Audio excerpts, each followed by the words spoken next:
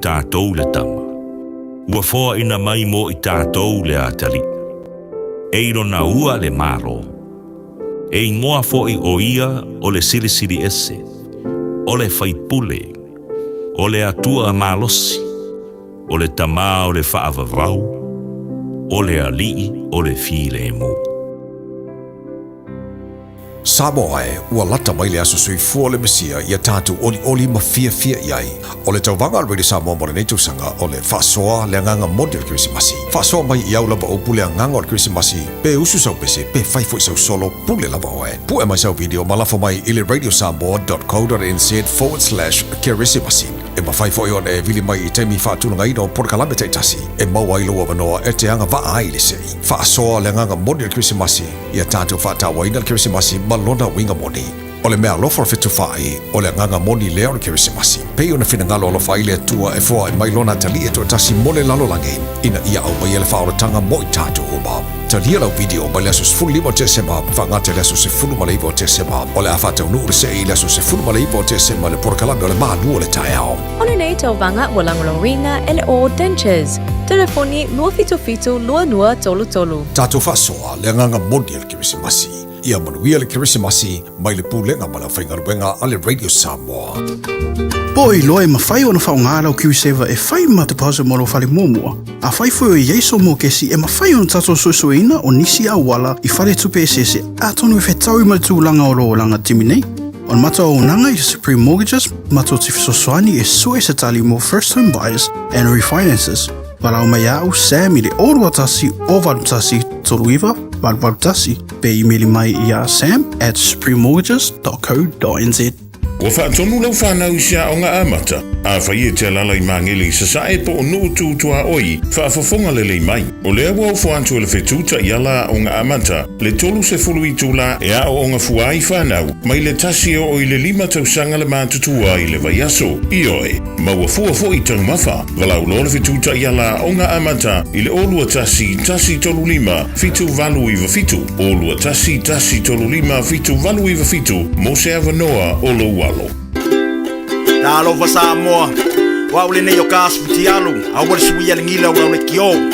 A eva mai ina se fulu 5 iwa kolu, a mo, Radio Samoa, vevela a. Le ua lua minute ua te aili tu le valu o mwhaiona whaafonga mamai moa le tātua tinu u le whaasalalau tu sa o le Radio Samoa. Se furu 5 iwa tolu a mo mai le ekalesia e whankasa mangele I sa e pusei ia ma le wha awawina o le fitu aso le Krisimasi pe ona iai le niva yaso atoa.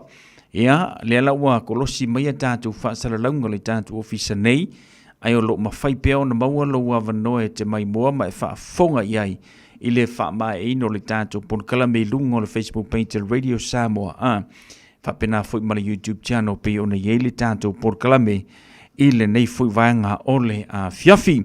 Le lau te taliu mea tātou whaasalaunga le tātou ofisa autu, ia ono nisi o tātou porkalame whaatulanga ino le nei fiafi. Ia ma le fwoi vai atu sulultino whapena ona whaatasi mai le mātou au ngā lulue. Ia nai tinapi ona tau aveina le tātou porkalame. Ke loo mai loa pon mako porkalame mulimbuli ea nei pea. A lome, ia tui tasi whaftai lome. Le lau whai loa mai lome. Tui tasi. O lea la laki o kou o le koe kasi. Ia masalo. Whawhekai pea whapea o ke ho o akule aso wharaile lea. Ia whapea o ke ho akule aso wharaile lea. Ronga winga. O mana ia le tau o lunga o le mātou porkalame manai tina o le nei tau sanga. Ia au ilia. Ia ua tātou tau nuu mai le tātou porkalame pe ona ia le nei vaenga le fiafi o le tatalo mo oe le fuwhatasi mai ni tina mo le tātou porkalame.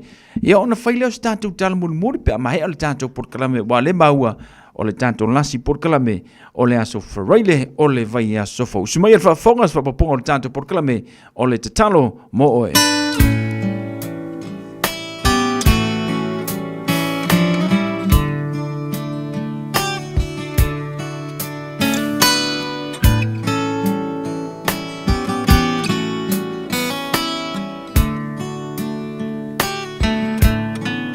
Mai le vavau I le whaavavau tu mau oe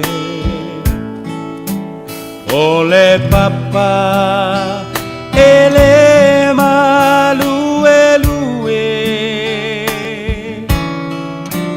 lo uolo mawalunga o te sao ai mai le malosi o le itamai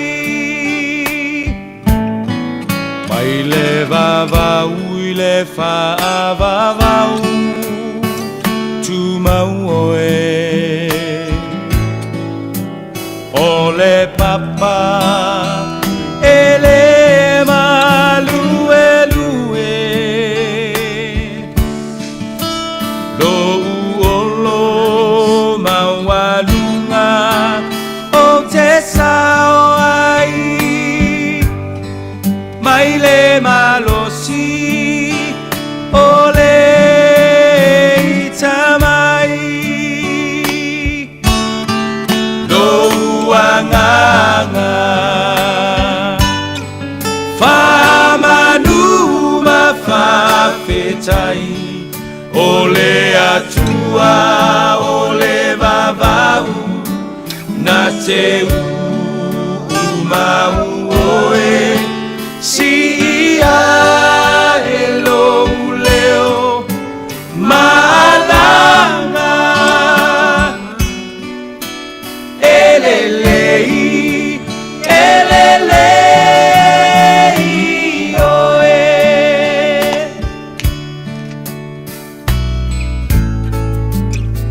Amene yoga. Elelei lava yoga. Papa va lava lana lofa. Malulu e mea uma moau Silafia e ia o umanatu Le tua le maunga, le tua le vanu Mua mua pea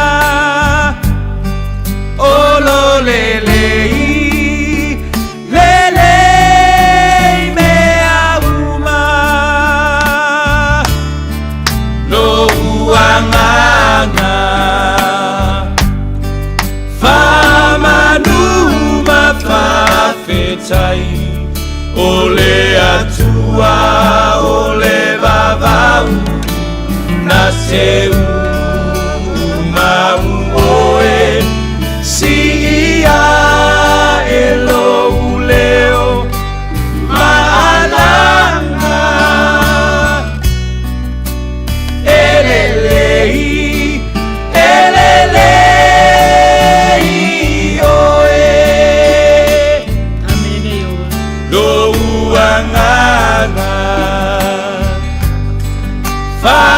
famanuma fafetai o le atua o le vavau na te umau oe si ia e lo leo malanga elelei elelei oe elelei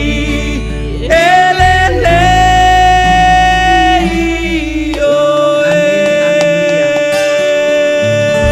Fatalo fatu sa moa I lau whaafafonga anga I le neia Oh, fiafi. glory to God. Whaamalo le soifua maua ma le langi mama. I le pa ia lasi lasi o sa moa o lo tātou mafuta. I le neia fiafi. Le Pasifika ma le lalolangi atoa. E whaatalofa whaapitoa atu fo I tātou ta mama Amene, tina mātutua. amene. Whaafetai mo lo o tau soifua ta talo tali tonu. O le Amen. atua lava le tali o tātou mana onga uma. Ia ai alo mai e sa moa mo le tātou polokalame o le tatalo mo oe. O sa alo me mitio mo le nei. So sanga se yuli puliti wa to talo sa Samoa. Masa iwa le au me sipasi. Ma se whaapoponga o le tātou polokalame. O le tatalo mo oe. Amene. Amene. Aleluia. O le tatou sa ilinga malo Samoa ile ne ia fiafi. Ia tātou te whaalata atu i le atua. Ona whaalata mai ai leo ia te i tātou. Tātou pala watu, ia ona whaafonga mai leo ia. Whaelo atu o tātou mana onga, ona tali mai ai leo ia. Awa, wale whaapita manu ia tasi i lama tau sa ilinga malo. Ona mana onga ese o mawhatianga. O mawhatianga fo i eo o lava i le oti. Le atuai o lawa fionga. Wa whapea lava ona e alofa mai i le lalolangi. Wa e au mai eila wa tali i pele to tasi. O lo finangalo ia le whano lava stasi. E wha atua ia te oe. A ia maua umale o la e whaavavau. O le ola lava lea. Wa ilo walo. O Yesu Keriso. O lena whitalai. O to uma maftia matinga ina ia venga. O mai. O la wafio e malolo ai. O le mea lea. Wa e whitalai mai ai i o tangata i mea uma. Tātou te mana na o ai. Mai tātou te talo. I nā tātou whātua atu. O na whai alava lea mo i tātou. Awa, olo o sila mai lea tua i le lalolangi i le whānau o tangata. Pei ai se tasi o poto. Se wasa iri atu ia te ia le atua. Fia ai. E te whawhanga. A ngā lala. E te whainu. O a inga male pelepe. E te toi whaia whaatusinga. Hallelujah. E te whaia whaaleleinga. Lo mātou watua. Ma whaafou maftanga. A wā o le waya Keriso o le tangata whawia. Ua mawai mea tuai. Ua whaafowina mea uma. O le awa unanga ai le neia fiafi. Le ali ie mātou te whaalangolango atu i lau whau unga ta mā. Whau umaila wau auna. Chaplain Salome le atua mo lau upupa ia. Le poto ilo watali ia. Sau le li whaasalalau o le radio Samoa. Ia e maise fo le atua lau whau unga fau. Ia pasta tuloto misipati. Ia maau lau au auna. Whamanuia mawhau o mai. Ile li imanata mai tai pule. O le radio Samoa pasta lui. Ena ane Bonifacio. Ia ele whangaloina lava pasta Julia Amosa. Lo mātou tamapa iae. Wa mātou wole mawala watu ai le neia fiafi. Whaafitai tele Yesu. Amen. Malo sanga whaafitai. O sa tātou whaamalo si le neia fiafi. O le amaua mai le salamu e whaasa fululua. O se salamu lau i loa a tāvita. Te whaita wina ni nai whaiu. Sa tātou whaamalo si. Le atu wae whaape ona nau o le aila i vaitafi. O lo whaape ona nau o lo wanganga ia te oe. O fia inu lo wanganga i le atua. O le atua soifua. O awhea ea u te alu atuai ia i loa ia u i luma o le atua. O whai au loi mata ma umea ai au mapo. A o whai mai pea i lātou. O i whea ea lo atua. O te mana tunatu ia mea. O na whaavai vai ai leo lo uloto i te tonu ia te au. A wasa mātou o whaatasi ma le toa tele. Ma mātou sa vavali le whale o le atua. Ma le leo fia ma le vi inga. O le toa tele o e whai li tau saminga. Whai upe lima. Lo ua ngā ngai. Sea ea le mea ua e wha ano ai. Ma e atu vale ai. Le mea ua e atu vale ai i to tonu ia te au. Ia e wha moe i le atua. A wā o te toe vivi ia te ia. Ona o le wha o la tanga mai ona luma. Amene. Salamu a tā vita. O se fesili mua. Lea mo se tasi olo o iaire popole. Le mautonu. O le atu vale le neia fiafi. O le fesili le na. O ai o tātou olo. O ai sa wha penale nei vai aso. O le mea moni lava. E le ai se tasi o i tātou ele i o iai nei manatu. O le wha vai. A wā foi. O tā vita o te tangata e la matia. E la matia lona soifua. Ona o le wala aua le atua ia tā vita. O musunga nei la le te apolo i taimi. I taimi ia. E iai le wha vai. A wā o le wha vai. O se ngā oi lea e tolo i o tātou loto. E ngā oi lo tātou wha moe. Nā i ta mai whasi seika fo i anai ale te apolo. Ia ai ngaua i fo i isi taimi. E whainga tā e te fiu e tāu mawhai e le mawhai o ana musu nā. Te le mawhai na whai le mea le nā. E le o tali mai le atua i au tatalo. E le o fia mai le atua i a te oe. E whaatu I lalo lava oe o mawhauwhaunga. O tātou e whasia lava tātou. E tātou mawhauwhaunga. A te li se lu I taule ni afi. Ia tātou te e atu. Ia mawhauwhaunga. Wa o tātou mawhauwhau. O mawhauwhau e tau waile tau o le mā losi ia. O le nei mea o le mawhauwhau. A whamai lava le mawhauwhau o lai te ana pongi. Ai wa e mana o te alu usina. E atu lau le waka o ngalu. Ia te alu a whai e umae. I wa e toi whato e se le atua o le ua e nofo ma break a mga ngau lau fast. Pe o se mea whaapena o te whaia ona o se mea lata I le atua. A wa e lea I loa se wha moe moe. E whai ngō fia lava na tātou tongi le solo. O le winga la tātou wha amalosi. Whai mai paulo o te mawhaia mea uma I le whaatasi mai o le atua ia tea. Awa o le wha moe moe. E whai ngō fia lava o na tātou give up. Wa lava. O le ki o le manu malo o le fionga le atua. Whai atu lava oe ia te oe. Lome e alofa le atua ia te oe. Sanga e alofa le atua ia te oe. Tuloto o ia o lou leo mā moe le le. E le ai se mea I te mativa ai tuloto. Lome o ia I le ala tonu e te tau na esa vali ai sau. E ui lava ina esa vali le pongi sao le nei vai tau. A o loo whaatasi mai le atua ia te oe. O lana a fionga o le suru lea I o vai. Ma le mala malama I o wala. Aua tātou te musu ngō fie. Whaatanga le anganga o le atua. E ngā lue mai ia I tātou I taimi o filifilinga. Taimi o whaafita auli. Awa hawhai e au le atua mai tātou. Ai ki lor whai. O hai se whaasanga tau mai. Ro mai walu tōru sutasi. E peru whaas fururua whai mai. Awa olo o ola le afionga le atua. Olo o matuanga lue foi. Olo o siri foi lo na maai pelu uma e whaatau maai tu. Olo o vai foi. E o lava I le vai e se ina o le loto ma le anganga. O ngau ngā tino foi. Ma a ano iwi. O loo wha amasino fo I manatu, ma filifilinga o sia tātou wha amalosi le nā, wha amanatu mai, I le nei vai tau ua tātou iai wala talata le kirisimasi, tā lofa I le au ngā lulue o tau uma o ngā lulue. Toi lava o se anga ai ole wha amalosi lea mai le atua. E wha fia ina ai fo I le tangata le nae e iou au tafa. Lea na whai mau, pati Ma lole ngā lue le nei vai asa toi titi lava Ia, ai mai se fo I to tonu o ainga, po o hafa afita auri na iai.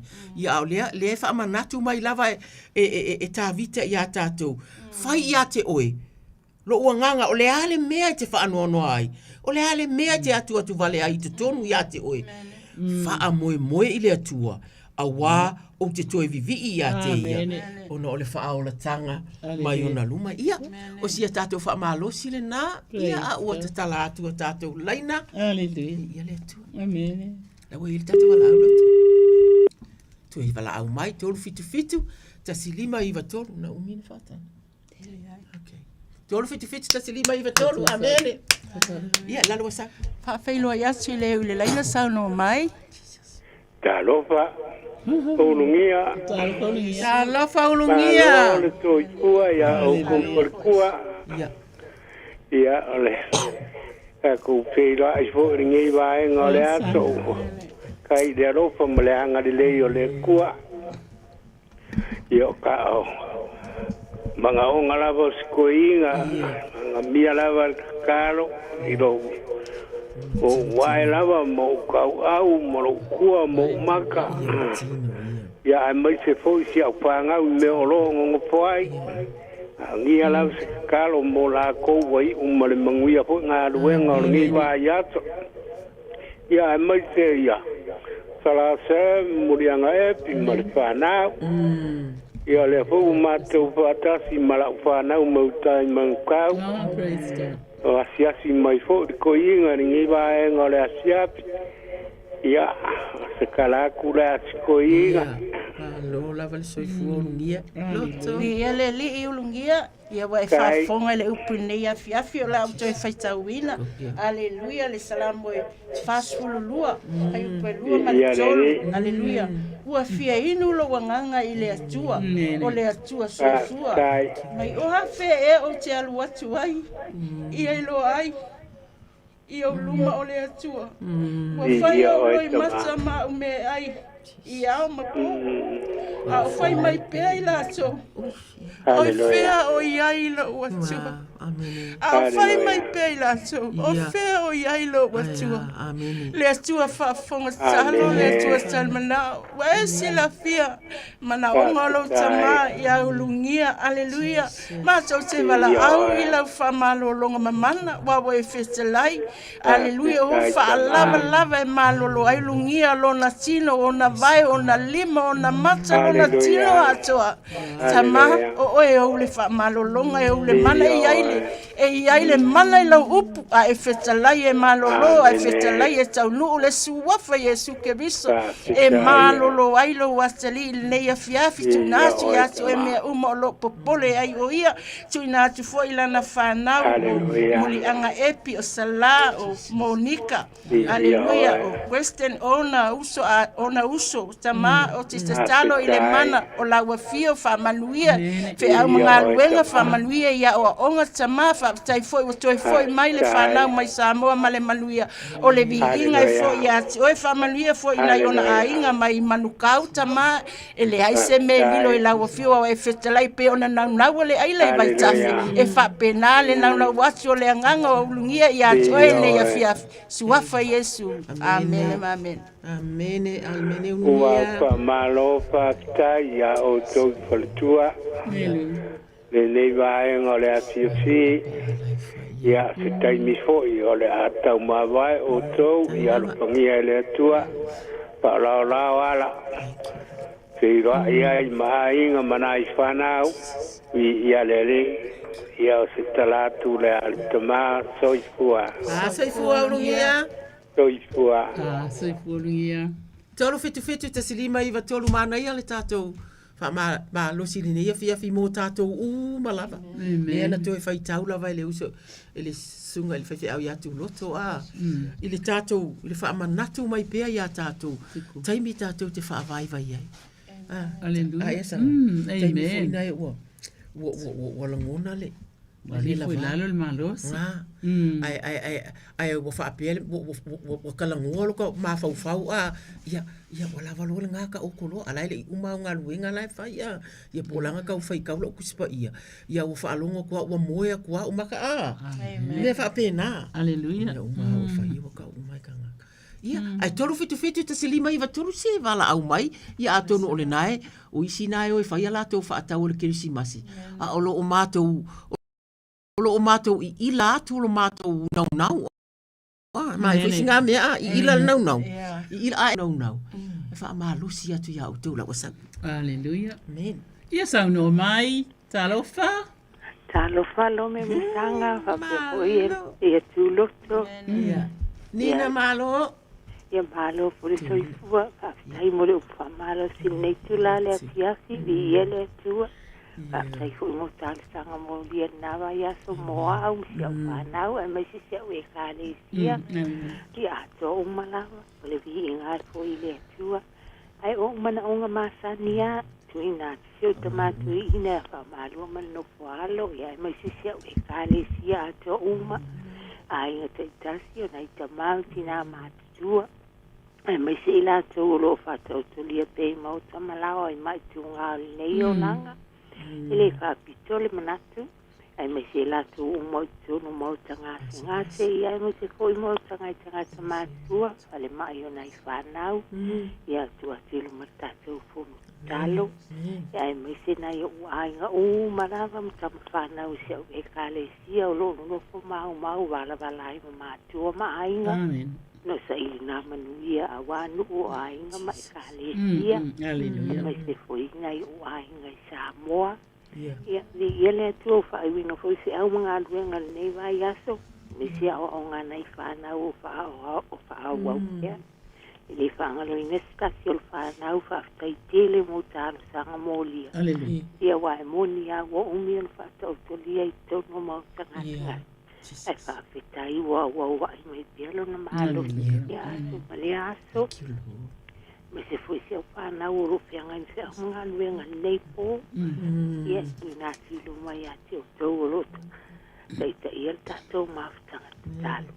Ia, whaktai fo i umau whalongongo atu lo manuia tamai au. Ia masi whanau. Ia manatua e fo i le au malili ma le hainga. Ia o mana onga na atu ina atu nei tula le afiafi pe ua tele ele. Elisi wawa. Hallelujah. Ele atua whaktai tele moritalia mai ele wala hawatu. Hallelujah. E se lele le yo le atua. Amene. Tama ita ila le le yo le malo. Ele ia se mana onga ele ititi ele se mana onga tele. Amen. Awa fo yo le atua e tutu sai ia mea umalawa pe atata ufatu atu ia te ia. Hallelujah. Amen. O ilato uma o ena e to laulawina. Hallelujah. Atonina. Amen. Wa faya o e ma taulongolongo. Ia ilato e to tele ua e ta ua mai. Amen. E whawhitai a ile atua ilo si ufonga. Hallelujah. Praise God. Whai mai, ia vivi i atu ilato ia ie o ma ona olona alofa. Ma ona vi inga na whai i tangata. Amen. E muamolana abatu le whawhitai. Ile atua. Ona wana wawenga na whai a mua e ate oi. Amen. Amen. Le mafu angala leo. O lo tatonunga. Ma le umai lo whaana na watu ile atua. Hallelujah. I mana onga o i lato uma o to tonu e kalesia pete ainga pete le ainga iai. Amen. O atunu mama o atunu ula tamai o wo mai masani. Sunga i whawhengainga. Hallelujah. Praise God. O le leila lea o le atua. Na te whamanatu i a te oi. Tau talatalanga umapi ona e talatala mai ai le nei fiafi. Ona tātou tau whai vivi whaatasi ai lea i a te ia. Thank you, Lord. Awa whai mai. Awa wana whaamalie i le tangata fia inu. Amen. Hallelujah. Amen. Yeah. O lo fia inu sa iai ona o nisi o le whanau. Po nisi o le nofo alo. Hallelujah. E tātou te fia inu i le atua. I le vai e malie ai o tātou manau. Le toto pa i o Yesu Keriso na whaamaringi ina. Mo i tātou ele i umalo na mana. Hallelujah. Whai mai, o le tangata matela ina. Ua ma ona mai a te ia.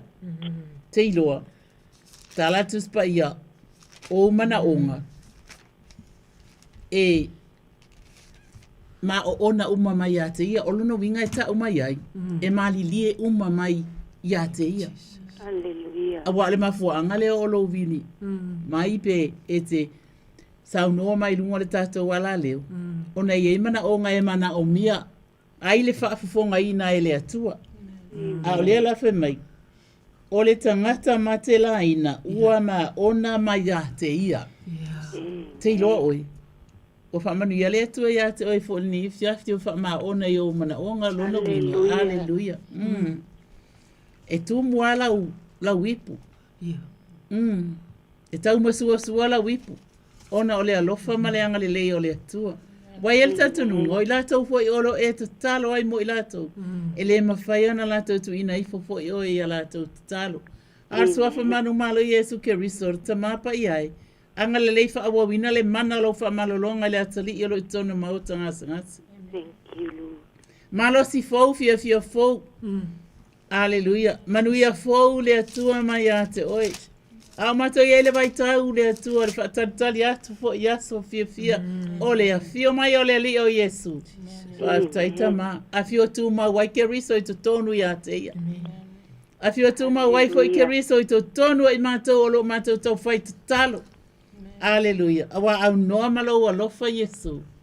E mato te le mawhai a lava se mea. So wafa manu malo Yesu Keriso. Ia, abati a te ia se fia fo ma le malo se fau le atua. Pa fia ina i mana onga o malava ua ia. Tala no ina. O wai le lei oi. E malia ai manao. Ioe. E matu wailo i mata. E fia ai le loto e tula i ele pipili. Aleluia le atua. Ioe. E sa ai le tangata sa whaanonoa. Ma ba ele bi inga i le atua. O tatalo lea. Tama whaafitai tele lava. E ala ilo sua wha Yesu. Amen. Amen, Tonina. Le lava o lea e se si upulunga tul whaafitai. Hallelujah. Ia lava le tō o nanga le nei o tō e whianga tātou tū vai Kirisimasi. Ai whaafitai whaamalo ki tātou mawhitanga talo. Amen. Ai ia manuia tele lava le weekend. Ia manuia fwoi ngā luenga le nei po. Ia, alo whātu ma o tōu ma ai mai kau o lo tū mai le fwoi whātu whāso i fua. Fua, Tonina. Whāso i fua. Tolu fitu ta silima iwa tolu. Tolu fitu ta silima iwa tolu. Ma lo le onu sai. O lo o. Ma lo si asau e whaasoso o mai le mātou. Mātou laina awale. Awane i eisi si o mātou e nofo ai le ngalue. Tolu fitu ta silima o ono tolu a ole i taunu umai le kōlea. Le la o whaita wina le. Ia vesi ai lua mwhaatantari ai. E whaasanga e o umata i maunga. E o mai ai lo fisosoani. O lo fisosoani e mai ai ova lea. O le na whaia le langi a toa ma le lalolangi. E le tu ina mai e ia mapeva lo vai. O lo leo e le tu le moe lava ia. Whaauta. O le leo ia Israelu. E le tu le moe, e le moe lava. O Yehova o lo leo ia. O Yehova o lo paolo lea i lo tu tau matau. E le taia oe le lai le au. Po o le masina i le pō. E leo e Yehova ia te oi mea leanga malava. E leo mai o ia i lo wanganga. E leo Yehova i lo ulu fafo ma lo ulu fale. E a mata mai nei lava. Ai o ile whaavavau. Yehova au lo mātou tama. A o mātou whaatalitali. Mo e o lo wala au mai. Mātou te tatalo ina. Ne nei salamo le atua mo sesi o fia maua. Le fesoasoani le nei taimi. A tonu o lo o iai. O lo fea ngai mani. Ma tuangia. Ai mātou te tatalo i si ia tu uma. I la atou i luma o la wafio.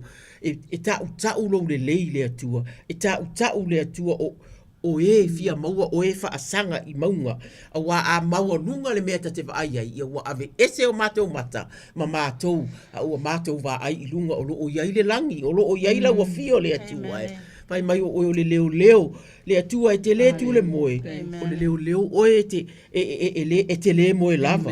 Vi ia le atua a. E leo Yehova ia te oi mea leanga lava. I le suafa o ke riso ta mā. Pa i atu, pa i ane, pa i ifo. Asia si atu. I se tasi o fia maua le nei tatalo. Po whaalongolongo mai fo i le atua. Le tatalo lea mo i lātou. I le suafa o ke riso. Amene ma amene. Ia hau umangaka. Whawhailo i atu i le laina sao no mai. E kālo whamalenga ngā whāro alo i o sue wharekua. Alofa. O Williamu le lunga ke fongi. Alofa Williamu. O la malso i fumunguia. Ia waka viria ko malenga ngā whāro alo. O si o kofi ngira i Samoa. O lo maua i mai. I upongi mai Samoa po angi mai. Mira si ka karo ka kufu. Karo ni ia fia mo le langa. Ia mga ia ko fa fini ho i sila mauso o ia. E como mau foi mai o kingo i fa pega ho ia skalia. Ro se uso ia i kwa. Ni sila mausta. O fini. Ia. Malo. O mau ia mai o kingo ai mga mia si ka kalo fa malo ho fa mole mo wa kele ya. Malo Williamu lo fa avala au mai alea. Pro kai mo le o para ai. Aleluia Williamu. Ia le atua ko Aleluia. Ia le li Williamu. Mo yo anga le ngo se ko fini ai sa mo. Yo anga. Johanna, whawhitai wa sila fia le atua lau si ufonga. Wa uwhitalai lava le atua i ana fia umpa ia le Yeremia. Tol whai upa tol. Pala au mai a tea. O la utali atu le ma ufahali atu me tele ma le whaingata. O mea tātou tele ilo. A me o saunia e le atua mo lana whanau e alofa mai a tea. Ia tātou o iluma le atua e ale talo. Aleluia. Suafa manu malo Yesu Keriso ma tau te siti atu ai mana onga le tamai a Williamu. Tu ina atu lona tua fine Samoa i Ariana. E le ngata i le o na uso ma ona tua whawhine i New Zealand ma Australia. Wa e whetalai wa whiang pa ia. Aleluia le evangelia mareko e sifulma le ono suma fitu ma sifulma le valu. E muli atu nei whailonga i e whatutua. E tutuli o tau te moni lo ungoa. E tau talatala o tau ngana fau. E wheta ngofi o tau ngata. A whaifo e inu se me oti ai. E le a whaina i lava. E whae atu o mato lima i lunga i mamai. Ma wha malolo ina o le upu le nā ua whetalai ai le nganga o le atua mo o le ia fiafi e le nia mata upu le atua o le upu le atua iai le mana iai le whamalolonga. Believe and you trust God. E whai e le atua le wawenga i lo tua fine le ngata i leo lo a inga whamanuia le atua le tinama le nofo alo fe au mga luenga le ngata i leo awa onga whamanuia le atua i ate o e tamai lo vili mai le fiafi ua sila fia le atua meuma tatou tu inati i ate ia ua ui e o le whamalolonga o na whalava lava foi e malolo ai lo tua fine i Samoa o Australia o New Zealand o uso mo tua whafine i le suafa Yesu Keriso. Amen ma amene. Malo tu lotu Williamu. Ele lava re. Mo ka kalu fa malolo ya. Fa manguia le ko ngol por kala miringa. Ai lava. Ya lo fa. Ya. Malu ya tele Williamu male ainga. Ya ole fa kai lava ya soifuia. Hallelujah. Ia fatala fatu tato bala audunga le laina sauno mai. Talofa. Talofa mai odua. Na ia mātou le lofa le atua. Oi ngā shalom. Shalom, shalom lea. Ile suafa lea. Malo oli se nasa sa amaya lo mana o le ufa tali atu sanga. Alo sai fua.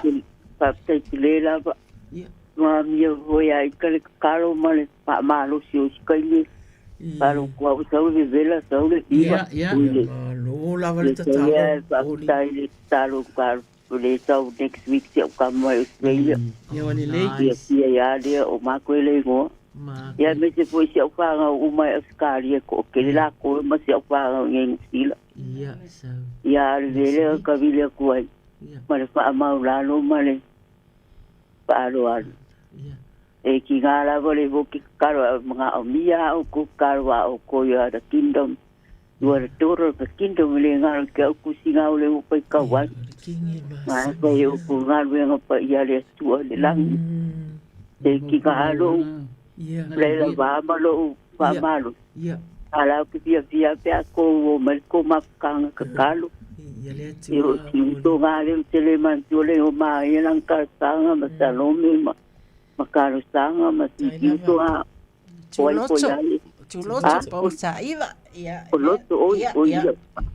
Io le mea ngā loto pastai lava. Waalonga ki ako.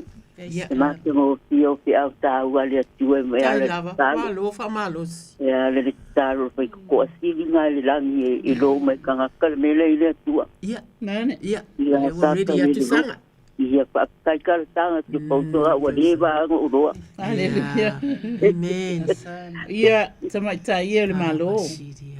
Fai mali salamo se la rusu matasi. Ia.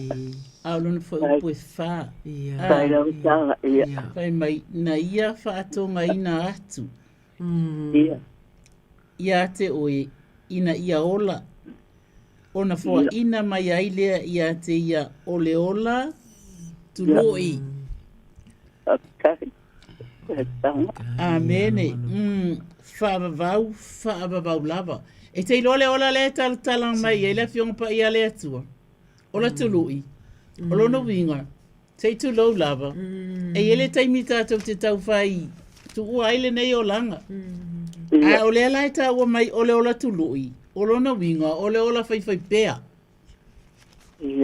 A uma leo langa nei. Ai ola lava i le ola e whaabavau lava le whametala tu spaia. Isn't that nice? Yeah. Amen. Amen. So afa manu malo iskeri so le tua. Angale lei ilo wa fine.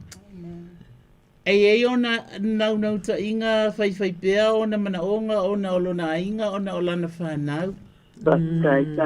Whanau. Yo valo mata watua.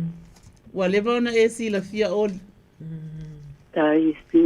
Tamars wafa manu malo iskeri. So te whaafai ngofia ina mea olo mana o ai. Jesus. E tatalo ina ia mana ia e lana whanau ona langona. Yeah.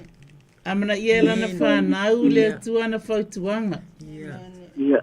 Wa ole ava i mātua. Yeah. E whapena whaaleba le aso le soifua. Thank you. Ai ava i le atua ole amatanga le ole poto. Amen. Poto le olanga nei. E poto fo i le ola e whavau. Suwafa manu malo iskeriso. o te tatalo i na ilau wha malo longa ia. Kai. Pa iane pa iatu ilona tu mwai. Hallelujah. O ala toto o ala ibi o lona tino. Aile ngatu fo ili ata ma. E te ngalue ina le fia ilona loto. Amene. Suwafa manu malo yes Keristo lo mato watua. Ia whaia se kirisi masi fouma se tausanga fouma nuia. Male fia. Leli ielo mato watua e tatalo ina. Ina ia whaatupu ia ile anga le leima le alofa o tangata ia te ia. Awane ingalo i tangata. Alo lofa i tangata e pe o olu. E whapena fo i ona alofa ngia ila ato wele atua. Suafa manu malo Yesu Keristo lo mato watua. Fia ilona loto. Pese atu ele leine uma waya Yesu. Afatasi mai o te file mu. Ina ia ilo file mu tonu ya te ia. Peu fafo peu fale. Tama awane i tau te balana laa. Awane i tau te balana savali o awa e sila fia. Wa ia ile tulanga o le soifua matua. Lo matou tama. Ele to atasilo wa fine. Ai taito alua ina e lawa fio. Ole ala matou talo le ne fiafi. Faaftaitele Yesu. Amene. Amene oli. Faaftai lava le talo fa mani tele le tua. Ito ngaluenga pa ia lo pa ia. Neila lang awal pinangalo mal. O le tua mo o tau tatou uma. O tau lava o le ofilia le tua ma le upa uina la na fiuma. Hallelujah, Jesus. Faaftai tele lava tanga me to au tau. Yeah, faaftai. Ia manuia le tua pui pe ao atu ia inga mo awala. Ia faaftai tele lava mo te talo pa manuia le tua. Ia, manuia tele oe soifua ia. Faatalo faatu vala au le leina sauno mai. Lava tele mo le alo. Talofa, ia saunoa. Talofa lava ia au tu fio tua. O Paulo le ngol telefone. Paulo, ia. O ia. Kiki ia. Ia saunoa fetalai Paulo. Ia, mo le. Talo mo nasa fanau. Ia, tina. Wa ia mesisha fanau ba o mana. Anau.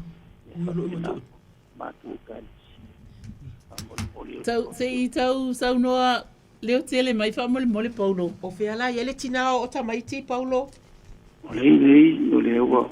Ya ngala leo uma watulo sufon. Na mes yo na va for manos. Ia. Oh, okay. Ia. Ia mes talo mo ia na ole ia mesi matu mana. Jana fanau mes kol sia matu kalisia. Sangale mre loto fa mo na lo ya o. Mole. Ia le tua malo Paulo na fala au mai mo se taimi. Le to ala wa le Praise the Lord. Ia le tua fa tali fia. Paulo tato o le fionga le tua fa tau mai le fa malo si atu. Ia ona tato tali tonu le au mai ia le tatalo. Fai mai le Isaia mata upu e fa se fulu lua fai upu se fulu ma le fa. Wa leva lo fa lo longo wa o le ngana. Wa o no sai o te ui o e pe o le fafine o fa tinga. O te ngae ma o ma pusela fa atasi. E moana ya te au atu maunga ma maunga. E mango ya te au o lato la au aina. U malava. O te li ua vai tafe manu tu loto. O te fa pa u ma tu ina vai lepa. O te taita ina e o ta waso le ala sa la to le iloa. O te au maia i la tau i mga ala sa la tau le iloa. O te li ua le pouli uli. I le mala malama. I o la tau luma. Maala pi o e fai maala sa sao. Mea lava ia o te fai ia te i la tau. O te le la fo ina i la tau. O se upu fa a perofeta o le fionga le atua. Tātou ta talo. Io va aula mātou ta mā. Ke riso lo mātou wali i fa aula. O aua fionga o le sulu lea i vae po a o Paulo malona ainga. E va a mala mai fo i na ala le atua e. Si i atu le tinao le ainga le atua. A wa a ngase le tinao le ainga. Io pe ua poloka ai fo i le tele o isi ngā luenga i te tonu. Mātou te tatalo ta mā pa i atu. Pa iane ia te ia. Wha malo sa loto i lona ta oto. A tonu se taimi fo i malo ai. Ia ai tu watu ia Paulo ma le whanau. E ngā lulu e pēa i te tonu. Ma te o te tatalo i lau wha malo longa. Ia ai mai se le alo atu i le Kirisimasi. Ma le tau salafou. Ia ma wha pēnā i lana whanau uma lava le atu ai. Ia o langa e ka le sia. Ia maona a inga salala wai le atu ai. E le ngata i New Zealand nei. A o Samoa. Le atua mātou te tatalo asia si atu. Pa i atu, pa i ane, pa i ifo le atua.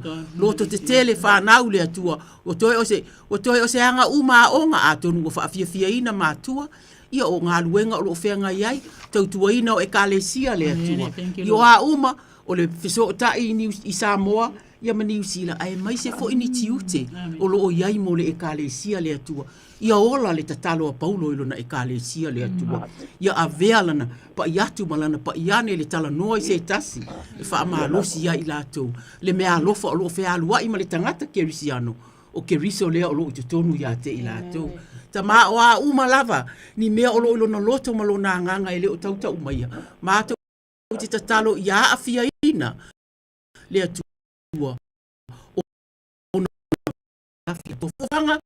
Ole a inga ma le lumanai. Atu ila ua fio, pule te tele. E whaatua. O la mātou te talo lea le atua. Fusia pēa i lātou le whea alo whani. A awasia si atu i atina, e a watu i ai upu wha malosi le atua e. I le siwafa o ke riso o mātou wole atua e. Amene ma amene. Paulo? Ja. I le awa tele ma le whalo alo. O te momoli atu le ngā. Tele lava, ia o tō fionga. Ona o le whaonga ino o tō onga wale wala uina. O le taurongolongi ino fionga le tua. Ia o talo ia le tua pupuri ki tele ia sanga. Nga mana i o tō fionga. Walo tō mai wasilio na tāua. O mama i le tua. O le moli atile o mana onga e maisio. Sanga o utangata. Mo le tuile nganga fa i tele lava mo le talia o le tarsam. Thank you, Lord. Ua i te fupanga o le nei a fiafi. A mesi le tue tali wati maota malawa. I ai le anga le o le tue pupi maruru to sui fua ma le olo. A mesi fo i sunga o le olo taita ia le. Tanga nei po, ya sau, ya mo le ati nganga le lava. Alofa. Ia, manu ia tingas. Lo fatu ia mama so ia. Osana. Ia, ko sang o ia. Fa feilo ia tu le laila sau no mai. Ia, Josefa le nunga lenga. Ta lofa Josefa ko loto sa. Lofa, ia le mo stroke. E ka lofa stroke o ia. Ia, eva la auma ia. Ia le usa. Le bo so mo pongia. Ia mo so. Ia. Praise the Lord. Te pongia ia. Olo. Bi ele Caro fa longa fa bon. Bi ele li Josefa wa sila fiele atu mana onga nei a fiafi. Ole au me se upu me lana fianga pa ia.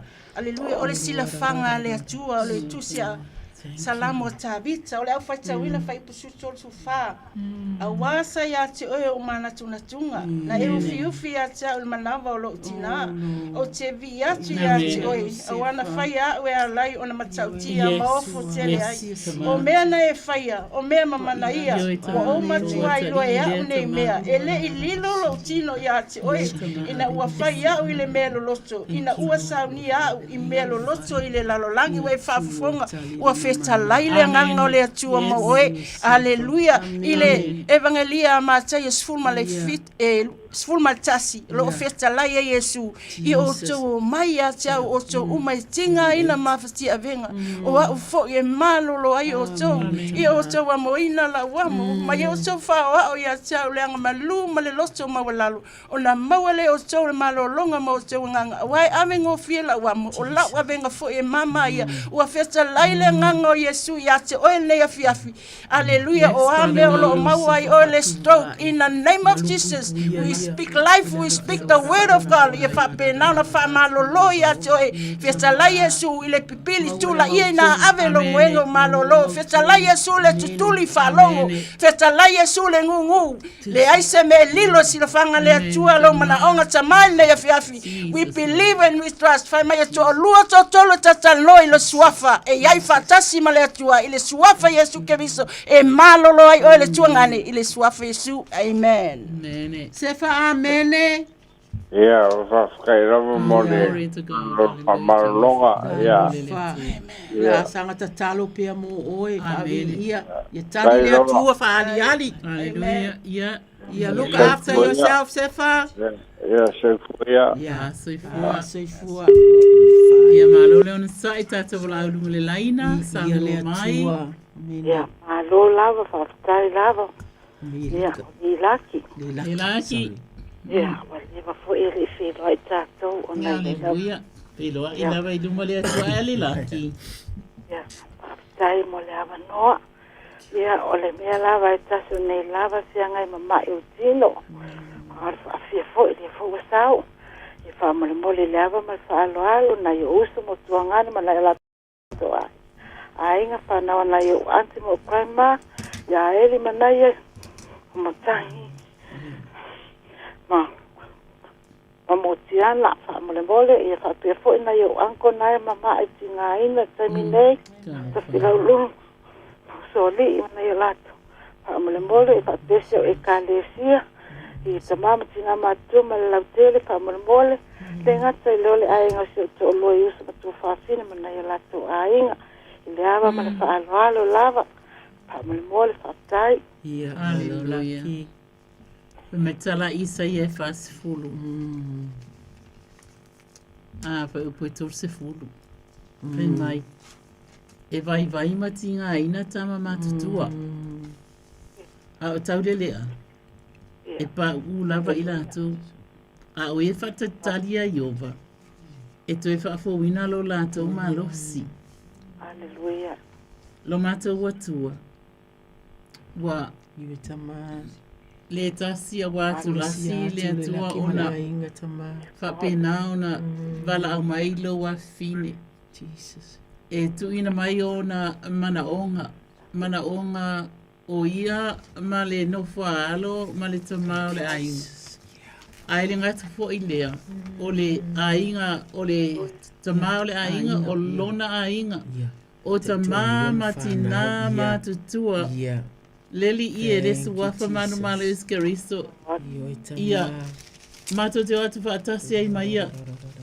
Ia o luma. Te mawhata nule mana la upu. Tō rua peto tolu. E wala watu i le mea e mana na o ai.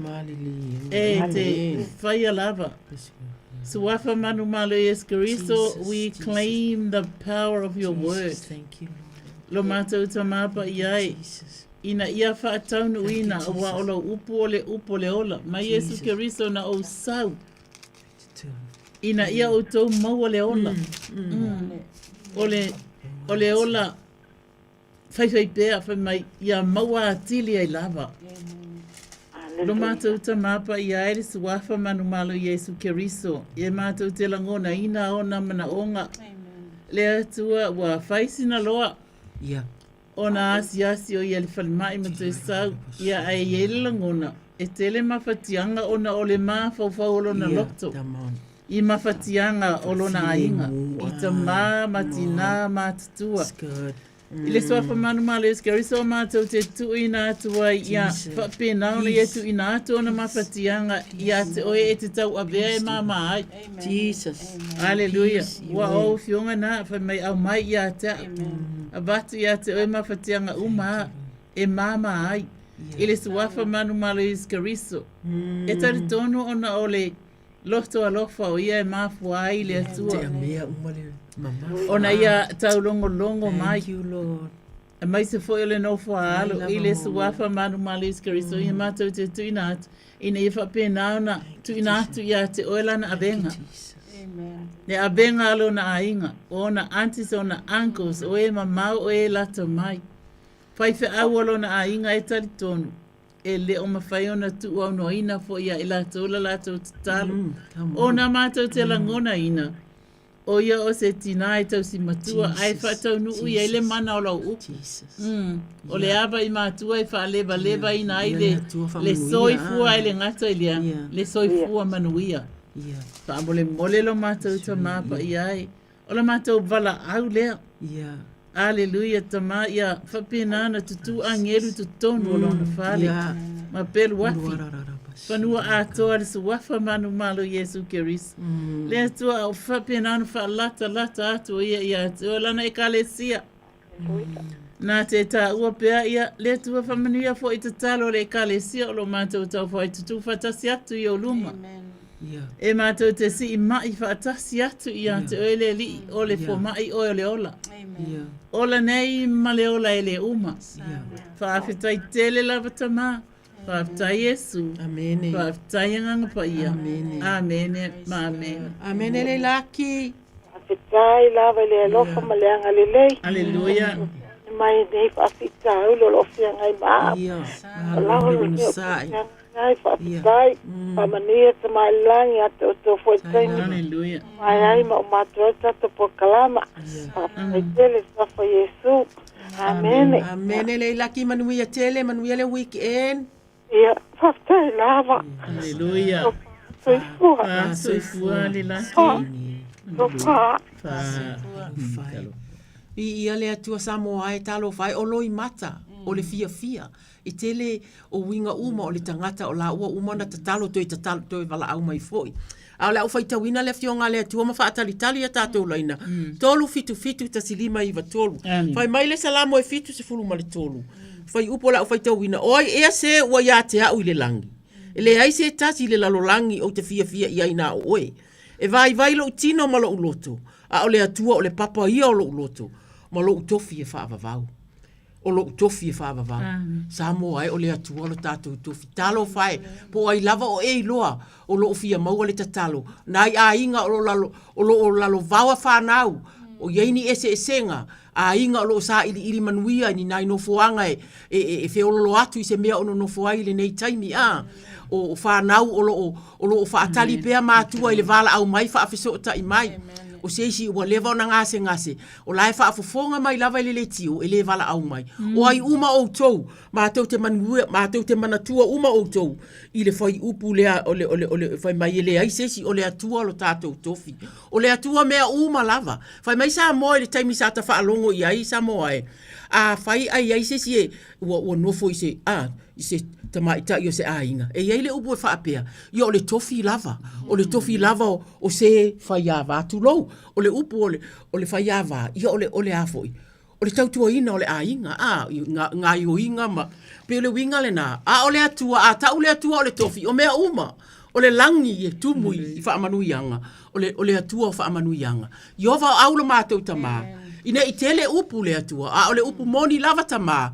O oe, lo mātou tofi, o ai o fia maua lau a fio le atua, e te asi, e te whaafofonga, e te so loi mata le atua, e te musu, e te tamo e fo i lo wa ai atu, lo wanganga pea e wa ai atu, o toi fo i fia mai, le atali i le ainga le atua, ua maua mea i lima le atua, ua maua ni no foanga le lei le atua, ua iai le leinga maisi sa ese le atua, o a uma moe mitinga o ainga le atua, mātou te wholasia atu i lau a fio, wā lea oka se matautia o a fionga, o oe o le tofi o ai mātou, o ai le tangata e te mawhau mai ma e alofa mai ai ona o ke riso lo mātou wali.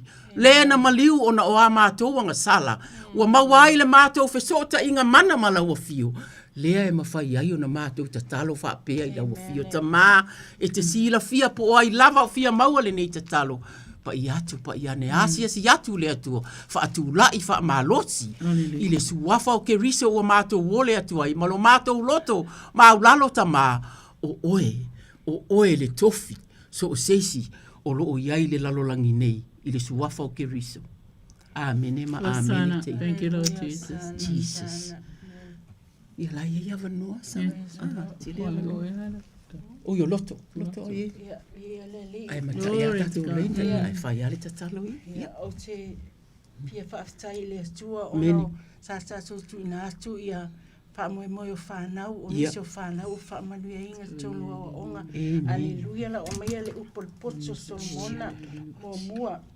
E whaalonga mai le tangata poto e tupu ai pelo na poto. O le ua mawhau foi e maua e ia le poto e pule ai. E langona ai le whata oto malona whaamatala inga o upu ai e poto ma ala tau upu lilo. O le matau i le li, o le amatanga le o le poto. Ai ino le tangata vale i le poto ma le o ina. Mai lo watali i e whaalonga mai ia i le o atu o lauta ma. Au fo il te tu la fo ina le upu a lautina a wai faia mea ma pale matanga o fia i lo ulu ma mea a soa i lo ua lo watali i a fai e fa ole iati o e tangatanga sala a wane e usi tai ai aleluia fa aftaita mai lau upu matau fa alongo longo hai ne ia fiafi fa aftaitele tama inisi o whana ua i ua ia o ongo o whamanu e ina i lato uma lava tama fa aftaitele fo iati o ele viinga whamanuia i mātua i le tausinga o whanau whamanuia foi i le o atu ma le o mai le avatu ina o whanau e whetalaita ma e te mua e te muli e te o ngā tolu e alefa oe o meka oe i me iai lau whanau whawhetaita ma i le suafa Yesu Keriso amene mamene Aleluia ia le atua ia ele umale le fai aso, fai manatu, fai vavenga, aleluia, o lo tātou atua. A o lona fina ngalo, fai mai tātou te bala watu. Amen. Aleluia. Fai mai ia ala langa mai, ia Iova. E ua loto momomo. Yes. Wa ia whaola fo i e ua loto nuti momoia. E le taritonunga. O le tele male anoa i tangata loto nuti momoia. Aleluia. O loto momomo. E whaingata o na lato telefoni mai. Aleluia. Ai watato lole nei o langa male nei la lo langi o lo watato. I ele mwhaiona misi tu a inga o. So i fua leia. E whaima mea e whaanoa noa ai le loto. Tu whaanoa noa i o. I o e suafa manu malo iske riso. I o mato tu ina atu. Wa ola o fio o le tama o ia o e ua mātua oti. O le na te whamasino ina mo e ua oti a la tau tane. Ia wai whapena fo ina itina ua oti na ia la tau tane. O lo o iai mawhatianga o na o mawha o na o mawhatanga. Aleluia. Ia o tātou tau whailoa. Uma lava le nā mea. A la tau tane. Ia o le atua lea o lo o I lona fioanga pa ia ole atua nā te wha tangata ina o tātou mana onga o malava. Aleluia. Pai mai e nā te avatu fo i le mau i le ainga ua au sange.